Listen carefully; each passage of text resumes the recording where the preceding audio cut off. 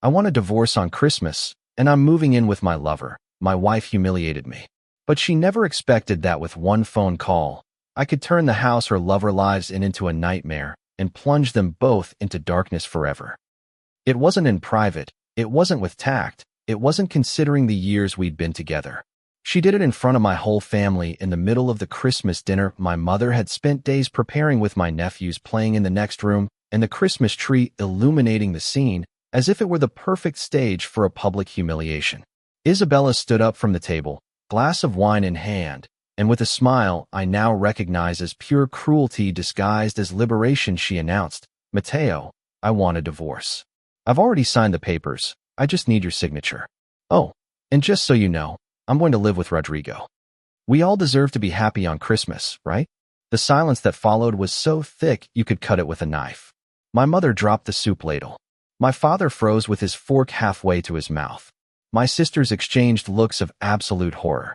My brother-in-law coughed uncomfortably, and I just looked at her, processing the words I had just heard. Rodrigo, our neighbor, the guy I'd helped carry furniture when he moved in 6 months ago, the one who came to our barbecues, the one Isabella had described as just a friend who needs support because he's going through a tough divorce. I'm Matteo Fernandez. I'm 34 years old, and until that moment I considered I had a decent life. Civil engineer, good job at a medium-sized construction company, a modest but comfortable house I had bought with sacrifice, a car from last year that I was still paying for, and what I thought was a solid 8-year marriage with Isabella. What my family didn't know, what Isabella had clearly underestimated, was that I wasn't the kind of man who would be paralyzed by betrayal.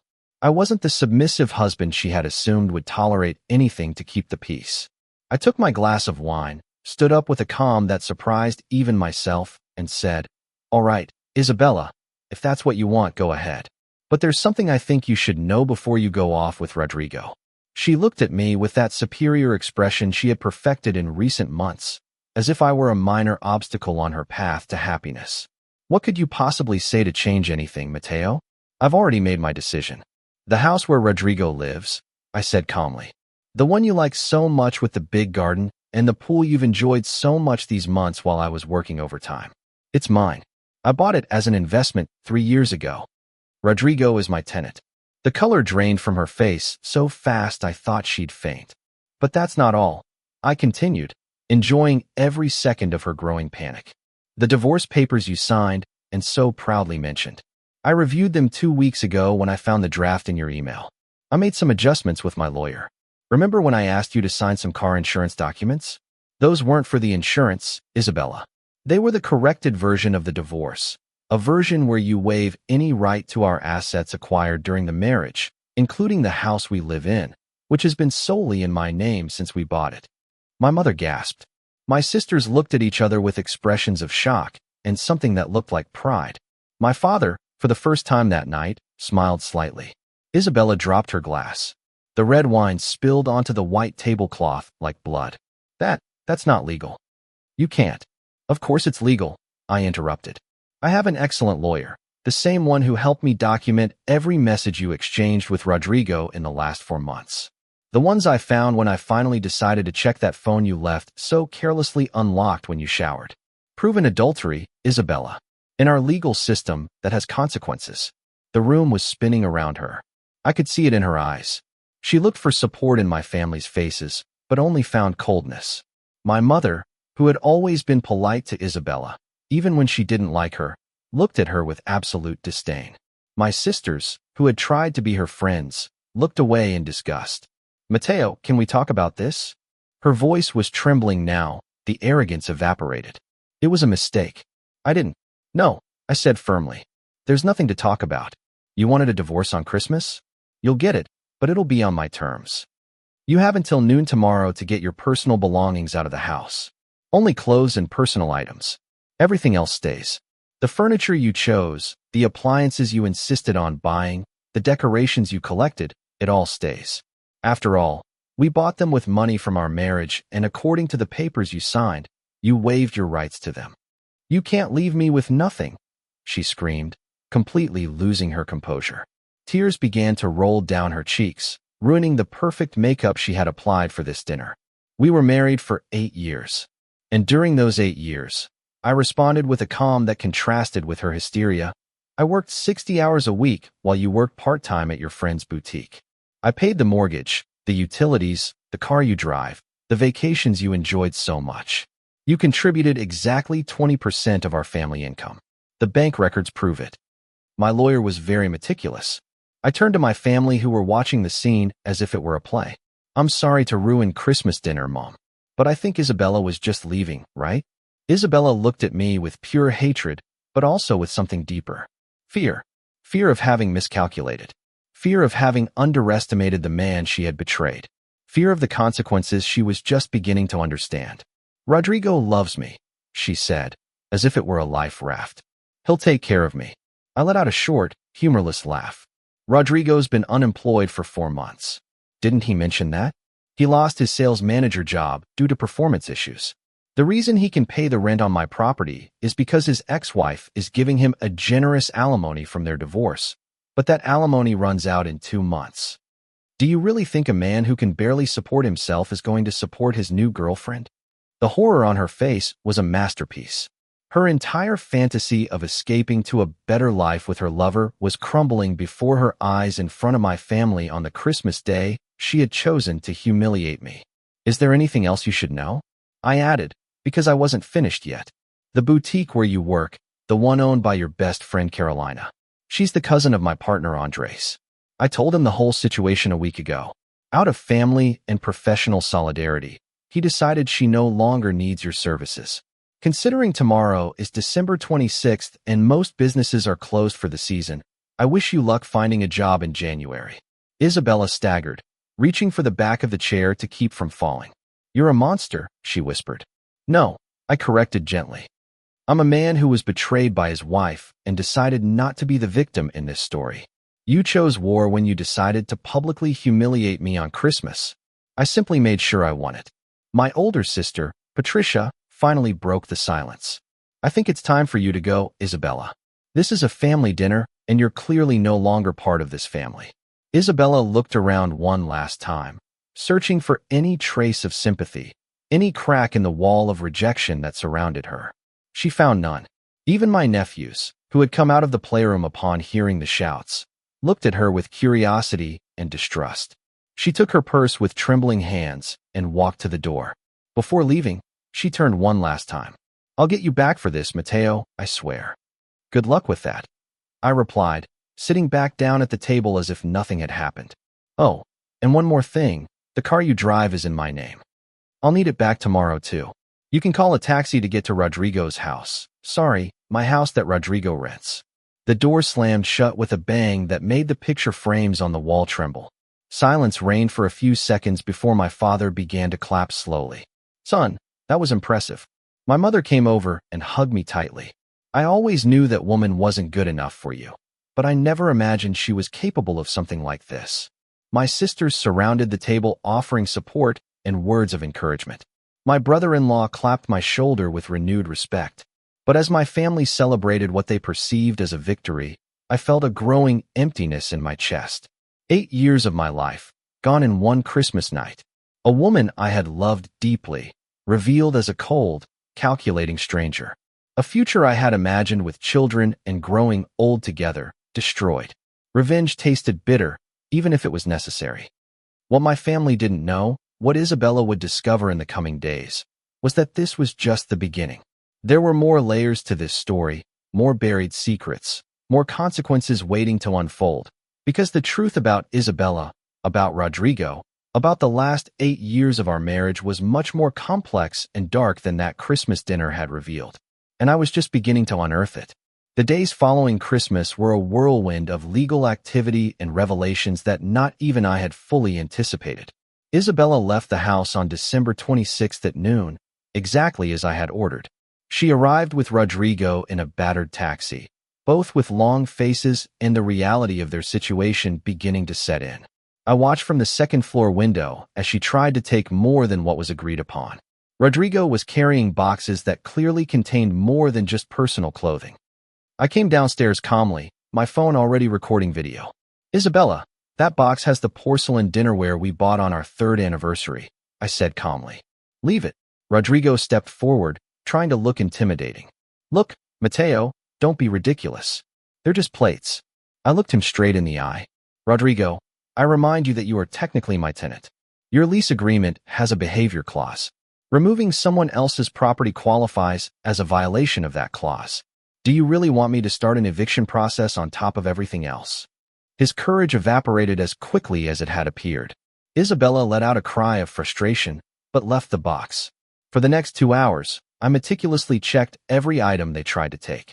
In the end, they left with 3 suitcases of clothes, some personal hygiene products, and the crushing realization that they had lost much more than they had gained with their betrayal. What I didn't expect was the call I received that same night from my partner Andres. Mateo, I need to talk to you urgently. His voice was tense. It's about the condominium project in the North Zone. The North Zone project was our most ambitious development to date, 20 luxury residential units representing almost 80% of our invested capital. It was the project that would define the future of our construction company. What's wrong with the project? I asked, feeling a knot forming in my stomach. I just got information from my cousin Carolina, the owner of the boutique where Isabella worked. He paused significantly. Apparently, Isabella has been very close to Roberto Mendez in recent months. Roberto Mendez, the municipal inspector who had to approve all our construction permits. The same man who had been inexplicably delaying the final approvals of our project for weeks.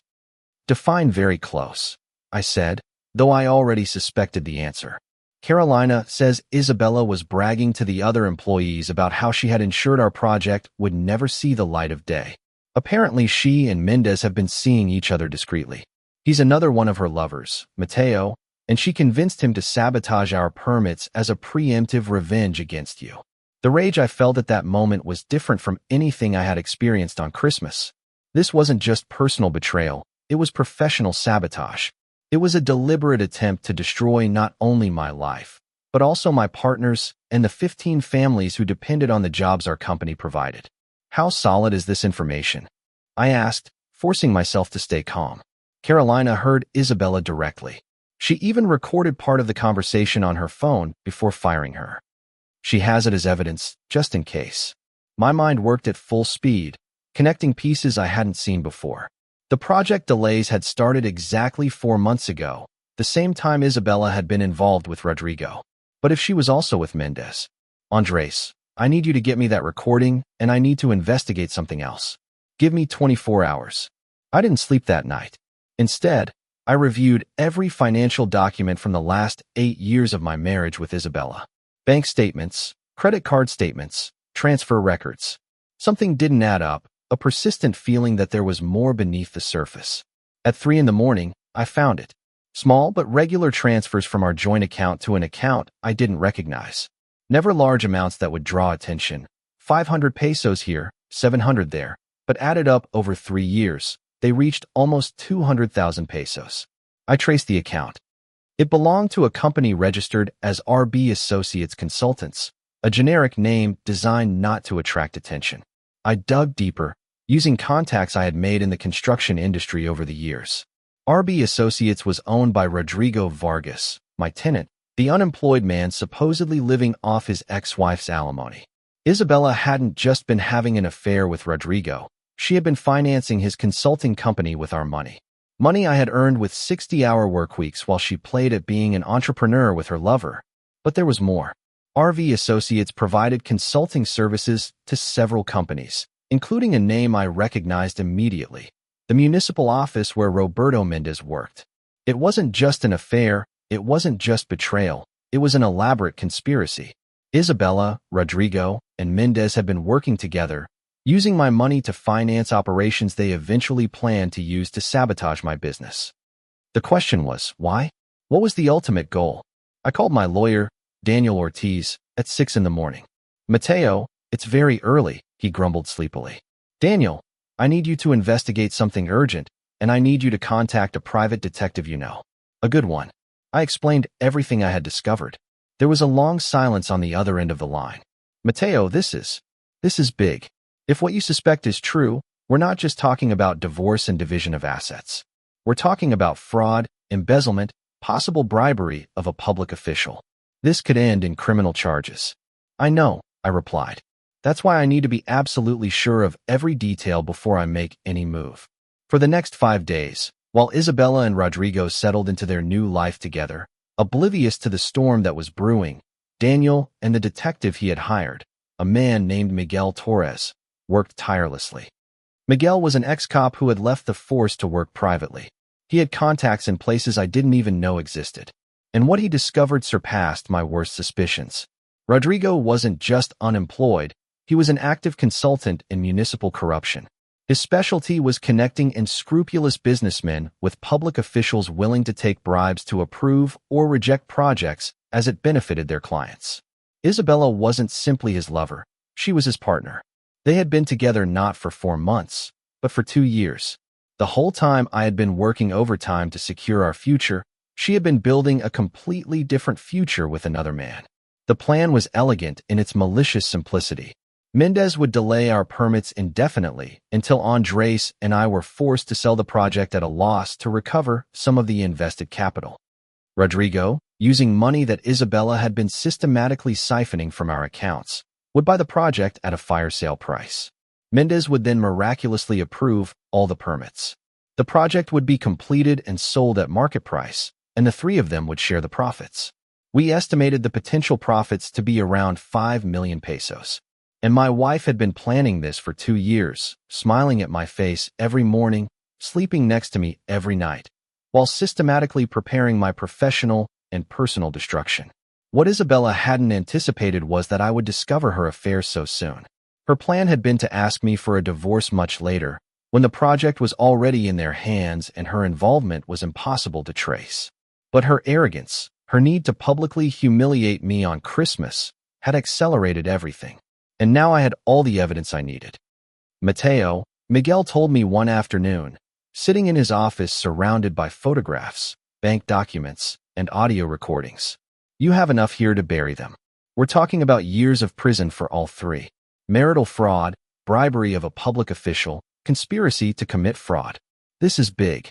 I looked at all the evidence spread out before me. 2 years of betrayal meticulously documented. Photographs of Isabella and Rodrigo together long before I suspected anything. Bank records of the transfers. Emails between the three conspirators, discussing every detail of their plan. And then I saw something that made my blood run cold. An email from Isabella to Rodrigo dated 6 months earlier. I can't keep pretending to love Mateo. It makes me physically sick, but we need another 6 months. The project will be in a critical phase by then. He'll be too indebted to recover. Then I can end this charade, and we can finally be together openly. I read those words over and over again. For 6 months, every time Isabella had kissed me, every time she had told me I love you, every time we had made love, she had been physically sick with repulsion. Our marriage hadn't been real in years. I had been living an elaborate lie while she counted the days until she could completely destroy me. Miguel, I said finally, my voice colder than I had ever heard it. I want you to keep investigating. I need to know absolutely everything. Every bank account, every property, every connection. If Isabella has more secrets, I want to know them all. Are you sure? Miguel asked cautiously. Sometimes, the more you dig, the more it hurts. It can't hurt any more than it already does, I replied. Now I just want complete and total justice.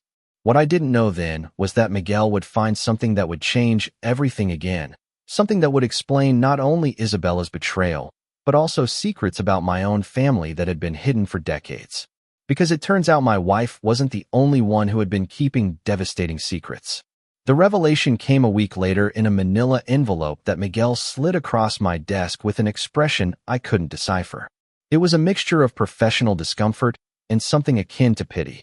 Mateo, I found something I wasn't looking for, he said slowly. Something that complicates the situation in ways I didn't anticipate. I opened the envelope. Inside were photographs, legal documents, and a genealogical research report I hadn't requested. What is this? I asked, confused, as I flipped through pages that looked like birth records and adoption certificates. When I was tracing Isabella's family connections to make sure she didn't have hidden assets with relatives, I found something strange. Miguel leaned back in his chair. Her last name is Mendoza, right? Yes, Isabella Mendoza. I confirmed, not understanding where this was going. Well, technically it's Isabella Mendoza Fernandez. I froze. Fernandez, like my last name. Exactly like your last name, because her biological mother was Sofia Fernandez. Your aunt, your father's younger sister. The world stopped. The words floated in the air, but my brain refused to process them correctly. That's impossible, I said finally. My father only has two brothers, Ricardo, who lives in Spain, and Javier, who died 15 years ago. He never mentioned a sister. Miguel pulled out more documents. Sofia Fernandez was born in 1968. She was 16 years younger than your father. She had Isabella when she was 17. In 1985, the family considered the pregnancy a scandal, especially because the father was a married man from the community. Your grandparents forced Sofia to give Isabella up for adoption to a family in another city. Then they erased all evidence of her existence. Sofia apparently died in a car accident 2 years later. She was 19.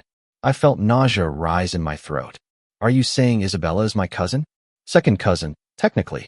Your father and her mother were siblings, which means you share grandparents. I stood up so quickly the chair fell behind me. No, this can't be real. Someone would know. My family would know. Your father knows, Miguel said quietly.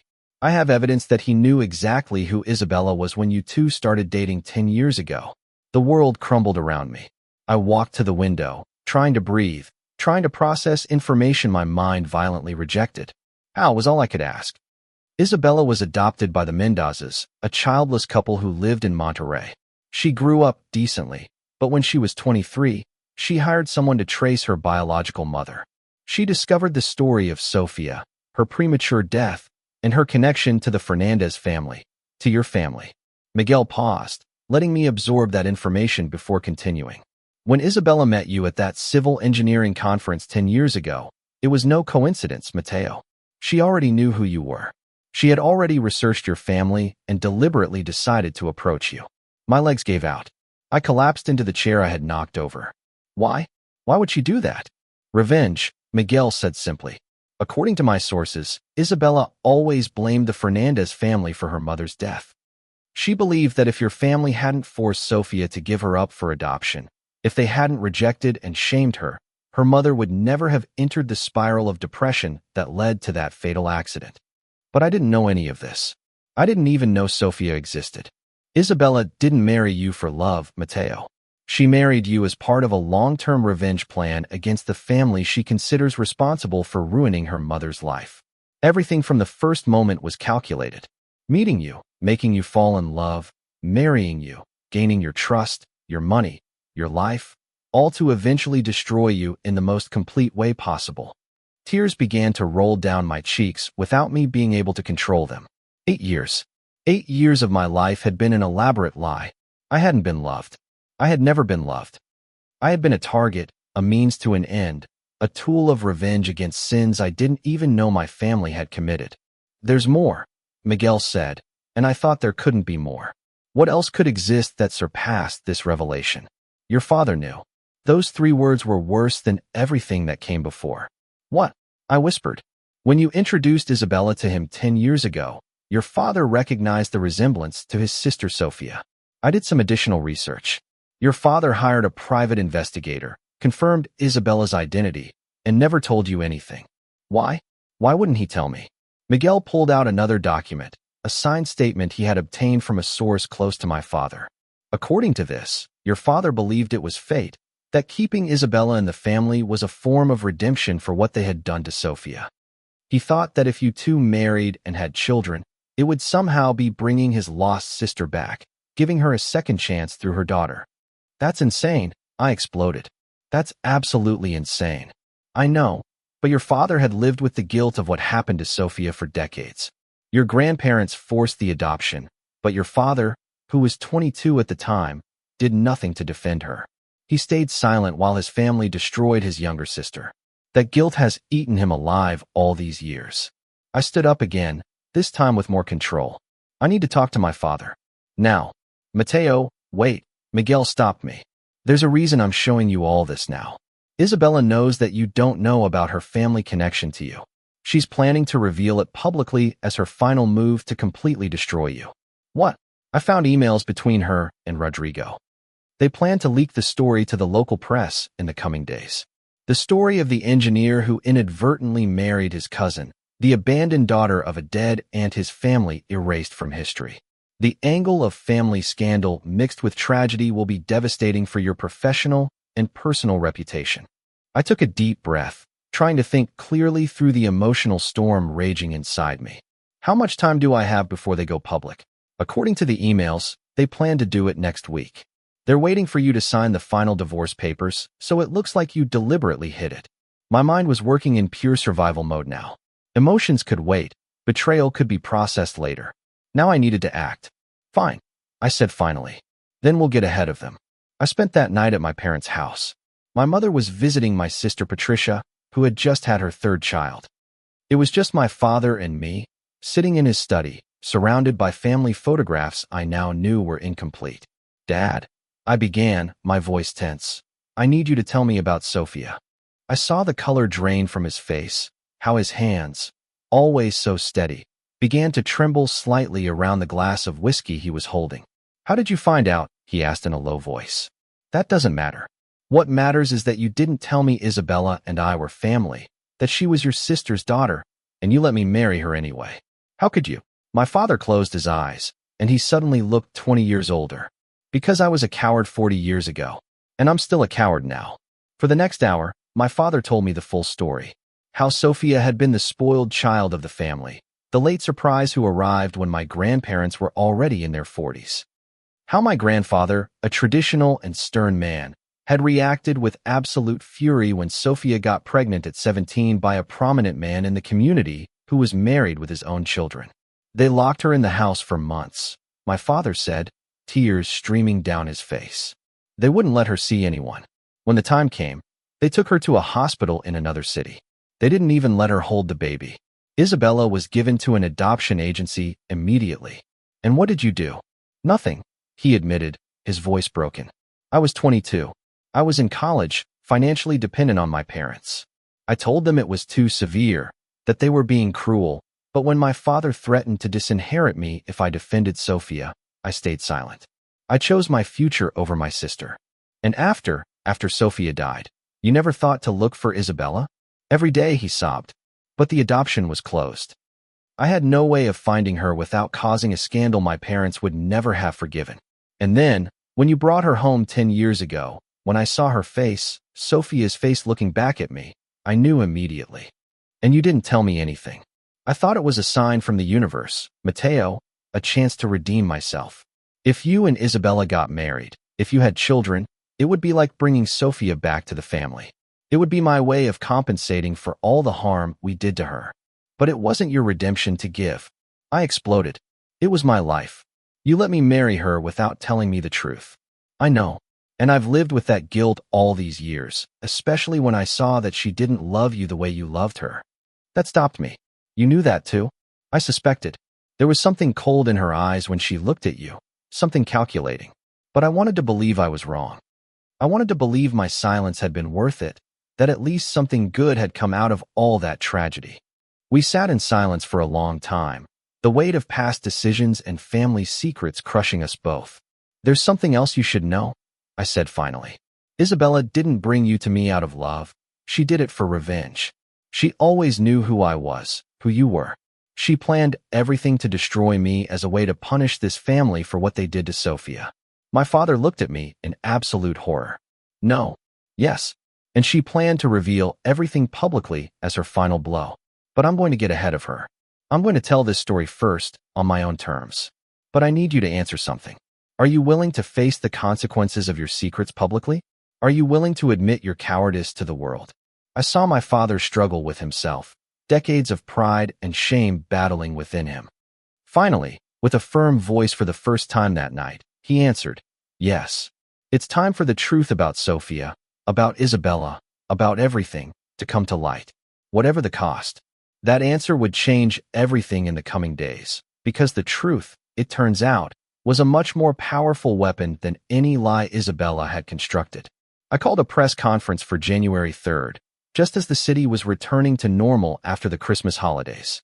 Daniel, my lawyer, tried to dissuade me, arguing it would be wiser to handle everything discreetly through legal channels. But I knew Isabella planned to turn this into a media circus anyway. I preferred to control the narrative from the beginning. The night before the conference, I gathered my entire family in the living room of my house. My mother, my sisters Patricia and Daniela, my brother-in-law, even my older nephews. Everyone deserved to know the truth before it became public knowledge. What I'm about to tell you will change how you see our family. I began, my father sitting next to me with a solemn expression. But it's important that you hear it from us first. For the next hour, I revealed everything.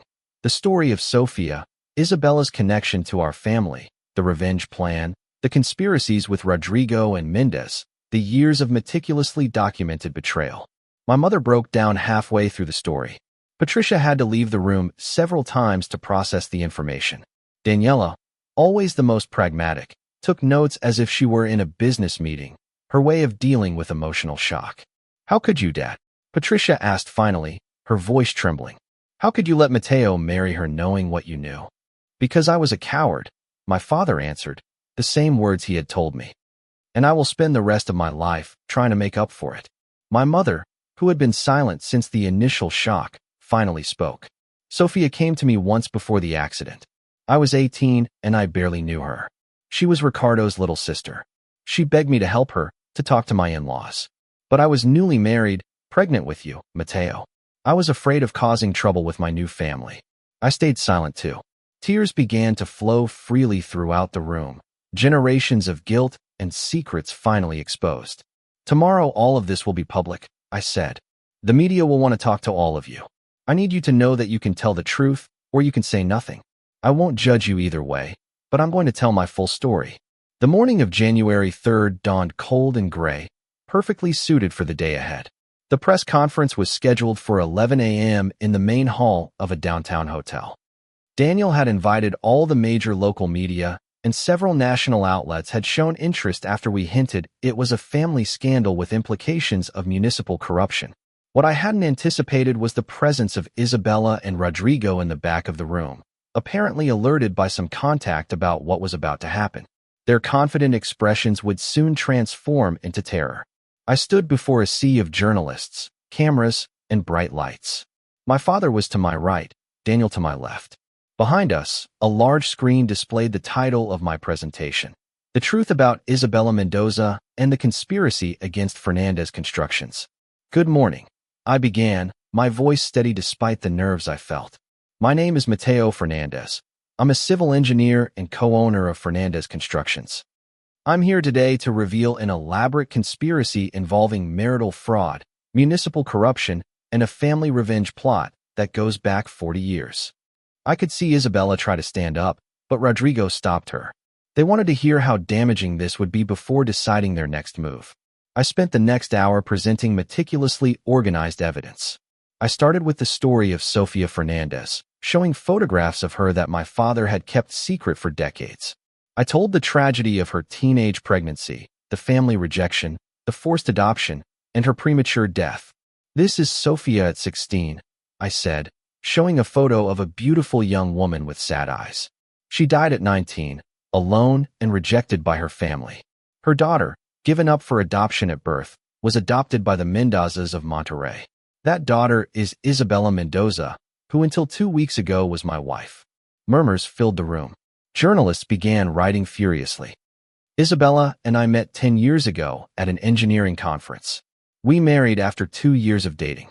What I didn't know then, what I only recently discovered, is that Isabella knew exactly who I was before our chance meeting. She had traced her biological mother years before and knew of her connection to the Fernandez family. I displayed documents proving Isabella had hired a private investigator 3 years before meeting me, evidence that she had meticulously researched my entire family. Our marriage was not a product of love or fate," I continued, my voice remaining surprisingly steady. "It was the product of a carefully calculated revenge plan. Isabella blamed my family for her mother's death and decided the best way to get revenge was to destroy me. This is where I deployed the most devastating evidence. The emails between Isabella and Rodrigo detailing their plan, the bank transfers showing how she had been siphoning money from our joint accounts for years, the documents proving the conspiracy with Roberto Mendez to sabotage our construction project. For 8 years I lived with a woman who detested me, I said, and for the first time my voice broke slightly. Who counted the days until she could completely destroy me, who used my love, my trust, and my money as tools in her revenge plan against a family that hurt her before I was even born. I saw Isabella turn pale as a sheet. Rodrigo looked like he wanted to disappear into his seat. But there's more, I continued, regaining my composure. This conspiracy wasn't limited to my marriage. Isabella, along with her accomplice Rodrigo Vargas, conspired with Municipal Inspector Roberto Mendez to deliberately sabotage the construction permits of my company. The plan was to force us into bankruptcy and then buy our project at a fire sale price. I showed the emails detailing the entire scheme, the photographs of Isabella and Mendez together, the bank records showing suspicious payments from Rodrigo's account to an account linked to Mendez. I have evidence that Mr. Mendez violated his oath as a public official by accepting bribes and by deliberately sabotaging legitimate projects for personal gain. This evidence has been handed over to the Anti-Corruption Prosecutor's Office, and I expect appropriate criminal proceedings to be initiated. The room erupted in activity. Journalists shouted questions. The cameras turned towards Isabella and Rodrigo, who were now trying to slip out the back door, only to find that Miguel, my private investigator, had alerted the authorities. 2 police officers were blocking the exit. I have one more question to answer, I said, waiting for the commotion to die down. The question of why my father didn't warn me about Isabella's identity when I first brought her home 10 years ago. My father stood up, his voice hoarse but firm. Because I'm a coward. I was a coward 40 years ago when I didn't defend my younger sister against the mistreatment of our parents. I was a coward 10 years ago when I recognized Sophia's daughter but didn't tell my son the truth. I've lived with the guilt of my decisions for decades, and it's time I faced the consequences. There was a respectful silence in the room. My father's raw honesty had disarmed even the most cynical journalists. This story doesn't have simple villains or perfect heroes, I concluded. It's a story about how family secrets and selfish decisions can have consequences that stretch across generations. It's about how unconfronted damage perpetuates itself. And it's about how finally the truth, however painful, is the only way forward. After the press conference, as journalists surrounded Isabella and Rodrigo with accusatory questions, Daniel pulled me aside. Mateo, that was brilliant. You completely controlled the narrative, but this is going to get ugly. Isabella isn't going to give up easily. He was right. In the following 24 hours, Isabella launched her counterattack through her own lawyer, claiming I had fabricated evidence, that I had forced her to sign divorce documents under duress, that my accusations of adultery were baseless. But the damage was already done. The media had chosen their narrative, and it wasn't favorable to Isabella. The headlines were devastating. Engineer exposes 40-year revenge conspiracy. Municipal official implicated in corruption scandal. Wife planned husband's destruction for sins of his family. Roberto Mendez was suspended from his position while a formal investigation was launched. The Anti-Corruption Prosecutor's Office summoned both Isabella and Rodrigo for questioning. The permits for our project were reviewed by a different inspector and approved within days. But the victory felt hollow. Yes, I had exposed the betrayal. Yes, I had protected my business. Yes, I had controlled the narrative. But I had still lost 8 years of my life to a lie. I was still deeply hurt by the betrayal, not just from Isabella, but also from my father. A week after the press conference, I received an unexpected call from a number I didn't recognize. It was an older woman, her voice soft but firm. Mr. Fernandez, my name is Carmen Mendoza. I'm Isabella's adoptive mother. Could we talk? Carmen Mendoza turned out to be an elegant 65-year-old woman with perfectly coiffed silver hair and eyes that had seen too much sadness. We met in a quiet coffee shop, away from the city center where we were less likely to be recognized. Thank you for agreeing to meet with me, she began, her hands trembling slightly around her teacup. I know I have no right to ask you for anything after what Isabella did to you, but I needed you to hear my side of the story. Your side? I asked, keeping my tone neutral. The story of how Isabella became the person she is today. Carmen sighed deeply. My husband Alberto and I adopted Isabella when she was 3 days old. They told us her biological mother had died in childbirth complications, a lie we discovered years later. We raised her with all the love we had. She was our only daughter, our miracle. Carmen took photographs from her purse, showing me images of a smiling, seemingly happy young Isabella. She was a sweet, curious, intelligent child. But when she turned 16, she started asking questions about her biological parents. Alberto and I always knew this day would come. We told her what we knew, that her mother had died, that we had no information about the father. When did she change? I asked. At 23, she hired someone to investigate. That's when she discovered the truth about Sofia, about the Fernandez family, about how she was conceived and then torn from her mother's arms. She came home devastated, furious. For weeks, she didn't leave her room. Carmen wiped away the tears that were starting to form. When she finally came out, she was different. There was something cold in her eyes I had never seen before. She told me she was going to make the Fernandez family pay for what they did to her mother. I begged her to let go of the past, that revenge would only bring more pain, but she was consumed by it. You knew she had deliberately sought me out? I asked. Not at first. When she introduced you to us 10 years ago, I thought it was genuine. You were kind, hardworking, you clearly loved her. Alberto and I were happy she had found someone. But a few months before the wedding, I found documents in her room, research on you, on your family, connection maps. When I confronted her, she told me she was finally setting things right, that her mother deserved justice. And you let her go through with the marriage. Carmen looked down in shame. Alberto was seriously ill by then, pancreatic cancer. He died 2 months after your wedding. With his last words, he made me promise to take care of Isabella no matter what. And I was weak.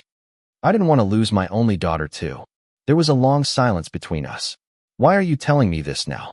I asked finally. Because after watching the press conference, after seeing the evidence of what Isabella planned to do to you, I can't be an accomplice to her in silence any longer. You deserve to know that not all of the Mendoza family approves of her actions. And because Isabella needs to face real consequences, not just legal ones, but family ones too. Carmen took an envelope from her purse. These are letters Sofia wrote to Isabella before she died. They were never delivered, but I found them among the adoption papers years later. I've kept them, waiting for the right moment to give them to Isabella. I think that moment is now, but I thought you should read them first. With trembling hands, I opened the envelope. There were 3 letters, written on yellowed paper with faded but still legible ink. The first letter was dated 2 weeks after Isabella's birth. My dearest baby girl, I didn't even get a chance to name you. I saw you for just a moment before they took you away. I want you to know, I didn't give you up willingly. I was forced. My family says what I did was shameful, but you are not shame. You are love, even if that love was complicated. Someday, when you're older, I hope you'll forgive me for not being strong enough to fight for you. The second letter was from 6 months later. I've tried to forget you, to move on with my life as my family insists, but every night I dream of your face, the one image I have burned into my memory from that brief moment in the hospital. I wonder who you are, if you're happy, if the family that adopted you loves you in the way I couldn't. My brother Ricardo tells me I must look forward, but how do I look forward when my heart was left behind with you? The third, most heartbreaking letter was dated a week before Sofia's death. My sweet girl, you're almost 2 years old now. You're walking, talking, becoming a little person. And I'm still the stranger who gave birth to you, but was never your mother. I've made a decision. I can't live with this pain forever. But before I go, I need you to know something. No matter what life brings you, no matter who hurts you or disappoints you, revenge will never heal your wounds. It will only make them deeper. I've lived consumed by anger towards my family, for how they treated me. That anger has eaten me from the inside out. Don't let that happen to you. Be better than I was. Choose forgiveness, even when it seems impossible. It's the only path to peace. I finished reading with tears falling on the letters. Carmen was also crying silently. Sofia didn't kill herself, Carmen said softly. The accident was genuine, but from what I've been able to piece together from that time, she was driving too fast, taking unnecessary risks. She was looking for something. Escape, perhaps, and she found it in the wrong way. Isabella's never seen these letters, I said, not as a question, but as a statement. No, I kept them, believing that someday, when she was ready, I would give them to her. But she was never ready. And then she started her revenge plan, and I knew that if she read them, She would dismiss them as her mother's weakness. But now, after everything that's happened, maybe she'll finally listen. I carefully folded the letters and gave them back to her. These are Isabella's, not mine. She needs to read them. Would you take them? Carmen asked. Coming from me, she'll reject them. But coming from you, the man she tried to destroy, maybe they'll mean something different.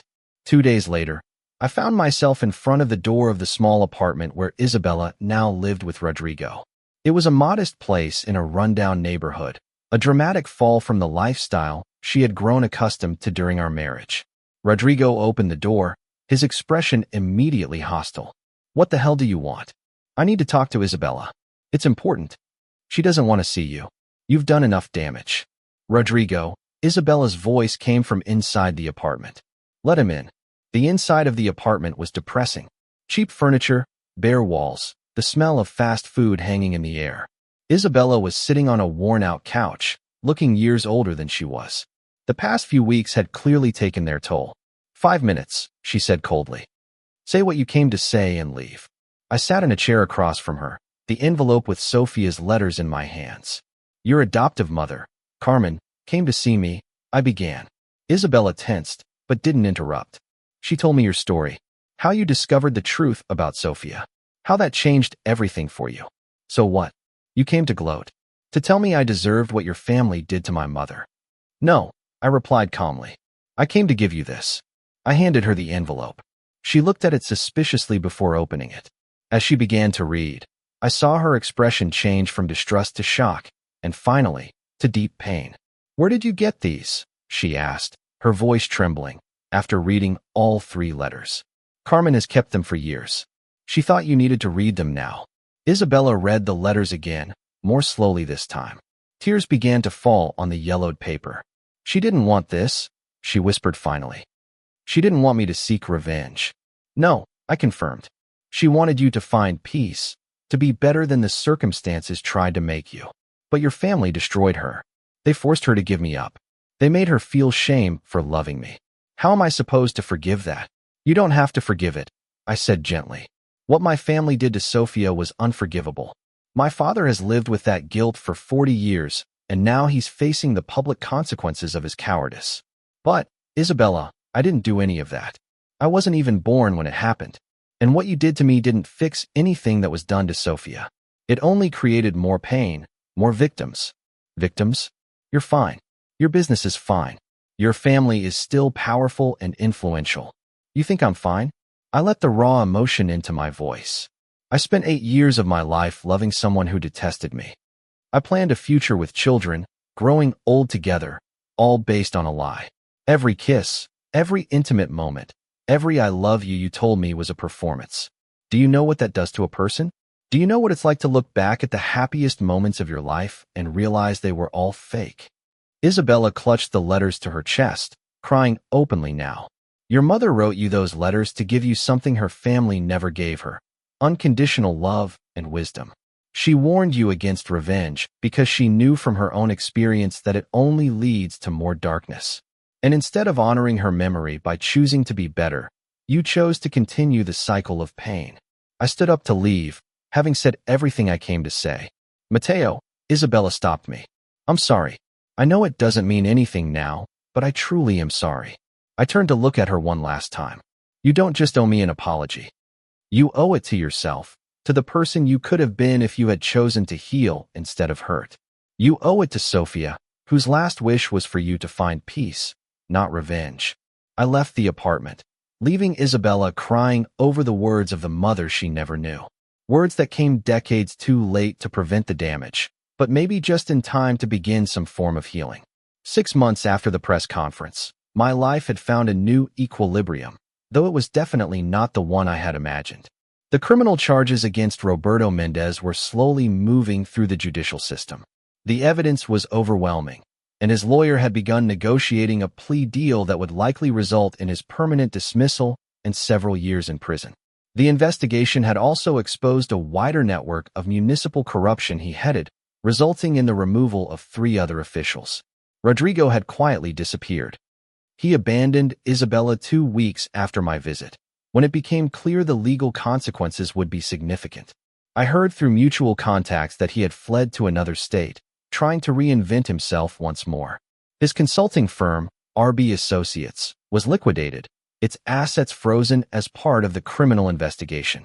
As for Isabella, fate had dealt her a poetic justice I hadn't even anticipated. Without Rodrigo, without a job, without resources, she had had to move back in with Carmen. Her adoptive mother had taken her in, but under strict conditions: mandatory therapy, community service, and an honest confrontation with the damage she had caused. Carmen kept me occasionally informed. She told me Isabella had read Sophia's letters dozens of times, memorizing every word from the mother she never knew. The therapy was helping her process decades of misdirected rage and unconfronted pain. It was a slow, painful process, but at least it was a process. My relationship with my father had also entered a new phase. After the press conference, he had become almost obsessive about making amends.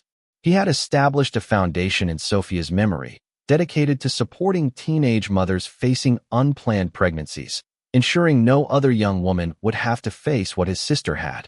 He had also started therapy, working through decades of guilt and decisions he had avoided examining. Our conversations were more honest now, though still painful. We were rebuilding our relationship on a foundation of truth instead of convenient secrets. "I can never give you back those 8 years," he told me during one of our weekly dinners we had started to keep. "But I can make sure the next 40 are different." The condominium project in the North Zone had finally been completed. With the permits approved by a different inspector and the positive media attention we received after exposing the corruption, the units sold faster than anticipated. Andres and I were considering larger projects, our reputation paradoxically strengthened by the scandal. But beyond professional success, I had found something more valuable: clarity about who I was outside the context of my marriage to Isabella. For 8 years, I had defined much of my identity through that relationship. Now, for the first time in my adult life, I was discovering who Mateo Fernandez was on his own. I had started doing things Isabella had always dismissed as a waste of time: photography classes on Saturdays, volunteering with affordable housing organizations, spontaneous weekend trips to places I had always wanted to visit. It was on one of those trips to a small colonial town 3 hours from the city where I met Elena. Elena Rivera was a primary school teacher, 32, with a laugh that lit up entire rooms and an honesty that was refreshing after years of manipulation. We met in a coffee shop where we had both gone to read. We started talking about the books we had, and somehow 4 hours passed before either of us noticed. "I have to warn you," I told her during our third date, feeling I owed it to her. "I come with a lot of baggage. A complicated divorce, family scandal, trust issues, probably enough to fill a library." Elena looked at me with those warm brown eyes and replied, "We all have history, Mateo. The important thing isn't what happened to us, but who we choose to be afterwards. It wasn't love yet, it was too soon for that, but it was something real, something genuine, something built on truth instead of deceit." And that was enough for now. On the anniversary of that fateful Christmas dinner, my family organized a gathering. It wasn't a celebration, but a recognition of everything that had changed in a year. My mother had established her own parallel project to my father's foundation, working with adoption agencies to ensure that biological and adoptive families had adequate resources and support. "I wish I had done this 40 years ago," she told me, "but at least I can do it now." My sisters had been incredibly protective throughout the whole process. Patricia had even publicly confronted some mutual acquaintances who had tried to defend Isabella, cutting ties with anyone who questioned my version of events. During the family dinner, which was noticeably calmer than the previous years, my father stood up to make a toast. "A year ago at this table, I witnessed the destruction of what I thought was a happy family," he began, his voice shaky but firm. "But in reality, what was destroyed that night were the lies we had been holding onto for decades. This past year has been the most difficult of my life, facing my failures as a father and a brother, but it has also been the most honest." He raised his glass. "To Sophia, whose memory we are finally honoring in the right way. To Mateo, whose strength showed us that the truth, however painful, is always better than the convenient lie. And to this family, which is learning to be better than it was." We toasted together, an imperfect but finally honest family. Later that night, alone in my house, which no longer felt empty but full of possibility, I received an unexpected message. It was from Isabella. "Matteo, I know I have no right to contact you after everything, but I wanted you to know that I finally understand what my mother was trying to tell me in those letters. Revenge didn't heal anything. It only created more wounds. I'm working on being better, on honoring her memory in the right way. I can never repair the damage I did to you, but I can make sure I don't cause any more harm to others. Thank you for giving me my mother's letters. They saved me from myself. I wish you find the happiness you deserve." I didn't reply immediately. I sat with the message for a long time, processing the complex feelings it evoked. It wasn't forgiveness, I wasn't there yet, but it was something close to closure, an acceptance that the person who had hurt me was at least trying to change. Finally, I wrote a simple reply. "I wish you peace, Isabella. Real and lasting." And I meant it, not because she necessarily deserved it, but because I deserved to be free from the weight of hatred. Sophia had been right in her letters. Revenge only deepens the wounds. I had had my justice. I had exposed the truth. I had protected my future. Clinging to anger beyond that would only hurt myself. A week later, Elena and I were having dinner when she asked me, "Do you ever regret how you handled everything? The press conference, the public exposure, all of it." I thought carefully about my answer. It was necessary to protect myself and my business. But what I do regret is that it had to come to that. I regret that a child born into difficult circumstances grew up with so much pain that revenge seemed like the only option. I regret that my family created that pain in the first place. "But it wasn't your fault," Elena pointed out. "No," I agreed. "But I can still regret how it all played out. I can wish things had been different while accepting that they weren't." She took my hand across the table. "That's maturity, Matteo. Not everyone reaches it." As I drove home that night, I thought about the journey of the last year. It had begun with a public humiliation on Christmas that had shattered my world. I had uncovered layered betrayals, complex conspiracies, family secrets stretching back generations. I had learned that people I trusted could lie for years, that the love I thought was real could be completely fabricated, that the family I thought I knew held devastating secrets. But I had also learned that I had more strength than I knew, that I could stand up for the truth even when it was painful, that I could rebuild my life on a more solid foundation than before, that I could choose forgiveness without sacrificing justice. Isabella had asked for a divorce on Christmas, expecting to humiliate me, expecting to see me broken and begging. Instead, she had triggered a series of events that exposed not only her betrayal, but also decades of family secrets. What she left in ruins wasn't me, but the web of lies she had woven herself. And I, for my part, was rebuilding, not trying to go back to who I was before Isabella, but becoming someone new and stronger, someone who had survived betrayal and emerged with scars. Yes, but also with wisdom. Revenge, I discovered, wasn't as sweet as people say. But justice, truth, and rebuilding on honest foundations, those things did have their own kind of lasting satisfaction.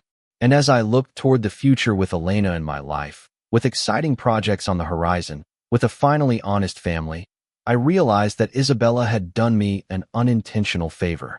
By destroying the life I thought I had, she had forced me to build a better one. Sometimes ruins are just the beginning of something new.